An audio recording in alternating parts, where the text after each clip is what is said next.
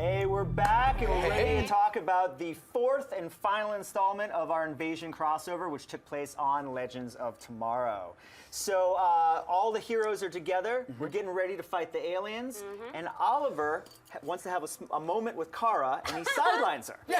And basically explains the reason I'm sidelining you is because this is too much for me to handle. I've been on a spaceship. I've been in an alternate timeline. There are doppelgangers of characters I don't know. There are people I know, and I can't handle another alien at this point. You know, you got to step back for a second. What did you guys think about this? I was thinking the whole synergy that I love to do remind me of Tony Stark in Iron Man 3. Remember? Because he stopped and went like, you know what? I was sucked up to a wormhole, and I was fighting aliens that came from outer space. It was bad enough, like, you know, there's a demigod with a hammer, but this, I'm a little frazzled. And that was really the whole state of mind that he was in Iron Man 3. So when Oliver said it, I was like, I get it. You're a regular dude. You know, you are a superhero because of your money and your tech and your intellect. And you're out there, you know, fighting bad guys that are robbing banks and making crazy weapons, and then aliens. I mean, and you're on a spaceship. I get Oliver doing it. I don't buy Kara accepting it or anyone else. I agree with you. Yes. Yeah, I don't think Kara would accept it so easily. It was clearly just because I guess Melissa had to film, you know, more, or they didn't want to spend money on too many Supergirl effects. There's a little bit of a schedule of structuring in the writing there, so but I'll buy it. Okay, I went along with it, but I would have liked to see more. Granted, she didn't really listen. She comes in at the end, though. But there was a large chunk where she wasn't there. She didn't go back in time with them. And you know, and my point to that is, because you may not want to like deal with aliens, but come on, Kara, unless she tells you she's an alien. She's not, you know. She's not right. I mean, Oliver even mentions that at the beginning. You know, thing coming the big teeth and doing the whole like, where's the teeth thing that they're doing, looking like ants supporting Wiener's alien. It doesn't look like that. You know, Kara, she's cute. Come along for the ride. Yeah, exactly. So, and then another thing we found out is we find out why the Dominators hate Earth and hate the metahumans. And we find out it has to do with two reasons. Flashpoint. Of course.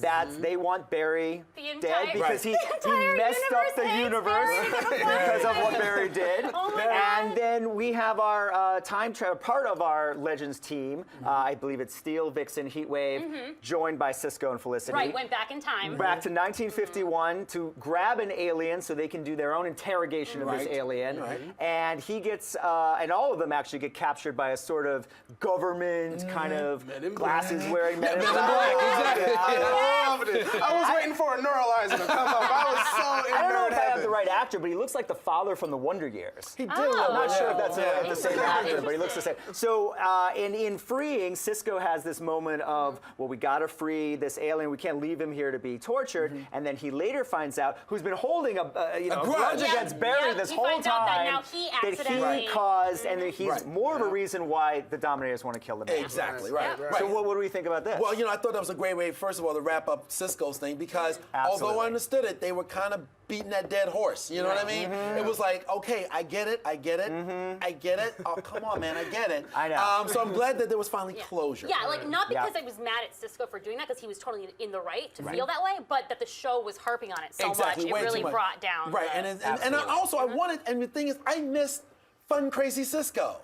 Because he was carrying around this angst in his heart that he wasn't, and I know it's a different Cisco because of Flashpoint, but he still seems to have those hints of his personality. Especially when he goes through trying to make up the names of things, and even in the episodes when they called, the last episode, when he called her Cyber, and he goes, oh, I like you guys. You can tell he's still there, he's just not happy. Well, and I'll go as far as say he was that way with everyone but Barry. And when Barry was in the scene, he would suck the life. He would suck the joy out of the room. So this was a good way of, and it also helped everyone to sort of see, like, because of course if they were in Barry's place, they would have done the same thing. It's not like Barry, he didn't purposely try to do anything. And I like Oliver kind of reinforcing that into Barry as well by saying, look, I just went through something. I know exactly what you're talking about. And it's fitting that it happened on Legends too, because that's literally what the Legends do all day long.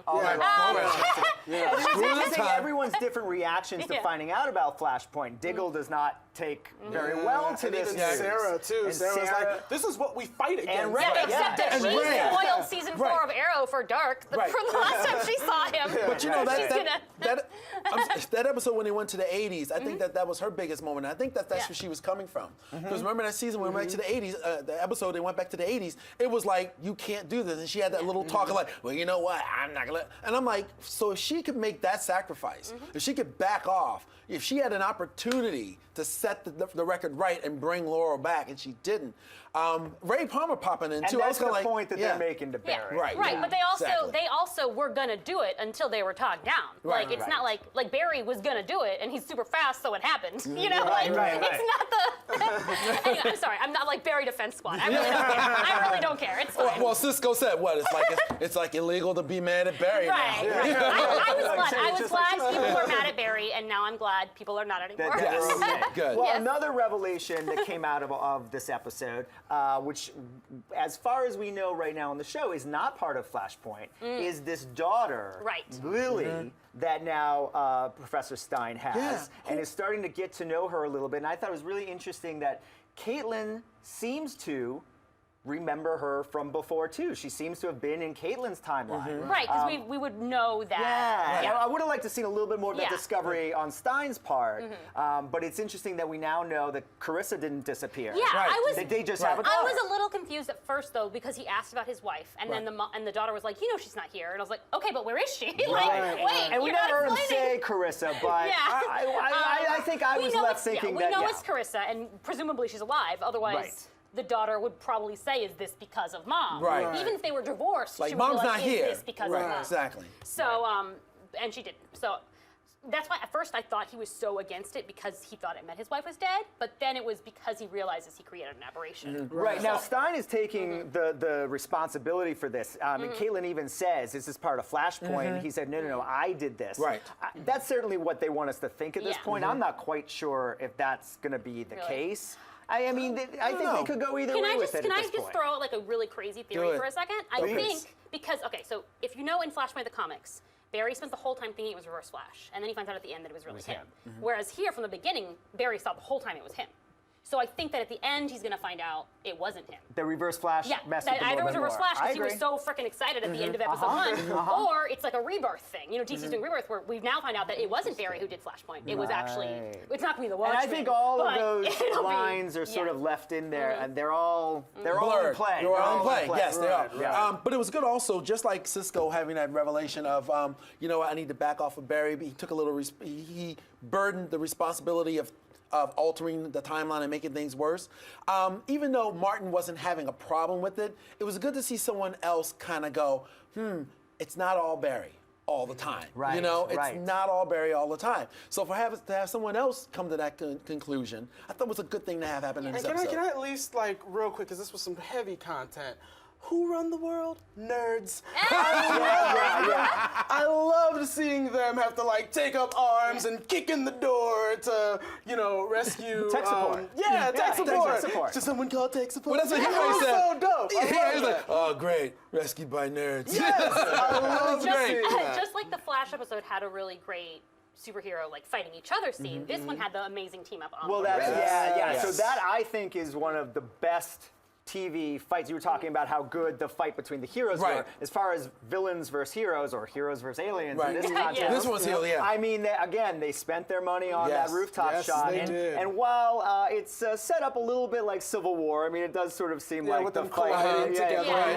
It's awesome. I love seeing it. And they made us fine with wait it. until the final chapter for it, but it was worth it. Yes, And we had a closure with Supergirl saving Arrow. Yes. And him giving her that nod. And the nod one of last respect. thing I want to mention, which I thought was great, was there's a little nod to Brandon Routh playing Yes, Superman in Superman Returns. At the very end of the episode, actually, Felicity says after Kara walks away, it's like looking into a That's mirror. right.